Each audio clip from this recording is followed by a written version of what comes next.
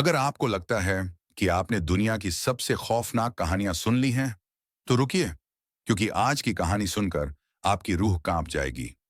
मासूम सी दिखने वाली 15 साल की एक बेटी जो आधी रात को हथौड़ा उठाकर अपनी ही मां का सिर कुचल देती है, फिर चाकू से उसका गला रेत देती है और उसके बाद बिल्कुल शांत जाकर अपने बिस्तर पर लेट जाती है, जैसे कुछ हुआ ही ना हो। क्यों मारा उसने अपनी मां को? कौन थे वो दो लड़के जो उसके साथ थे? और कैसे पकड़ी गई वो, जब पूरा प्लान पूरी चालाकी से तैयार किया गया था? आइए इस रूह कंपा देने वाली वारदात को शुरू से जानते हैं। मैं हूं मानस और आप देख रहे हैं क्राइम स्टोरीज। ये कहानी है तेलंगाना के हैदराबाद की, मेडचल इलाका, डीजी मेटला थाना। 24 जून की रात, समय करीब 3:30 बजे। पुलिस थाने का फोन लगातार बजता है। जब कांस्टेबल कॉल उठाते हैं, उधर से एक लड़की की घबराई हुई आवाज आती है। प्लीज जल्दी आइए, मेरी मां को मार दिया है, ये लोग मुझे भी मार देंगे। पुलिस तुरंत हरकत में आती है। जीप उस लड़की के बताए पते की ओर दौड़ती है। मोहल्ले में हलचल मच चुकी थी। लड़की ने खुद सबको बुला लिया था। पुलिस पहुंचती है।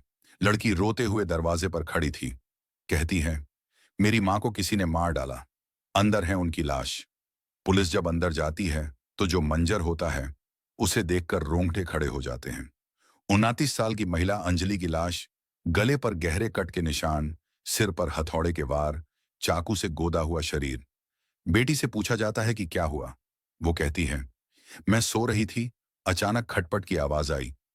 बाहर आई तो देखा 4-5 लोग मां पर हमला कर रहे थे। मैंने चीख मारी तो वो लोग छत से कूदकर भाग गए। बात अजीब लगती है। पुलिस को शक तो होता है, लेकिन ठोस सबूत नहीं था। तभी पहुंचती है मृतका की बड़ी बहन और वो पुलिस के सामने एक बड़ा दावा करती है।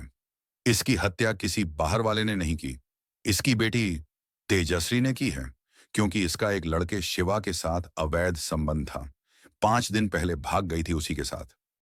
अब पुलिस की नजरें घूम जाती हैं तेजश्री की ओर। फिर जांच होती है और धीरे धीरे पूरी सच्चाई सामने आने लगती है। पुलिस को पता चलता है, तेजश्री ने मां की डांट से परेशान होकर शिवा और उसके छोटे भाई यशवंत के साथ मिलकर अपनी ही मां की हत्या की साजिश रच दी थी। 19 जून को वो भागी थी, लेकिन पुलिस ने पकड़कर मां को सौंप दिया था। मां ने स्कूल जाना बंद करवा दिया, फोन छीन लिया और यहीं से शुरू हुई नफरत की आग। 24 जून की रात, तेजश्री ने शिवा को फोन कर घर बुलाया। गेट खुद खोला। शिवा चाकू और हथौड़ा लाया था। पहले तेजश्री ने मां के गले में दुपट्टा डालकर दबाया, फिर शिवा ने पकड़ा और मां की जान चली गई। शुरू में लगा सब ठीक है, लेकिन तेजश्री को डर लगा कहीं मां जिंदा ना हो। तो आधे घंटे बाद शिवा और उसका भाई वापस आए और फिर जो दरिंदगी हुई, उसने इंसानियत को शर्मसार कर दिया। हथौड़े से वार, चाकू से सीना और गला चीर दिया गया। फिर दोनों लड़के भाग गए और तेजश्री ने ड्रामा शुरू किया। पुलिस को फोन, मोहल्ले वालों को इकट्ठा करना, खुद को मासूम बनाना।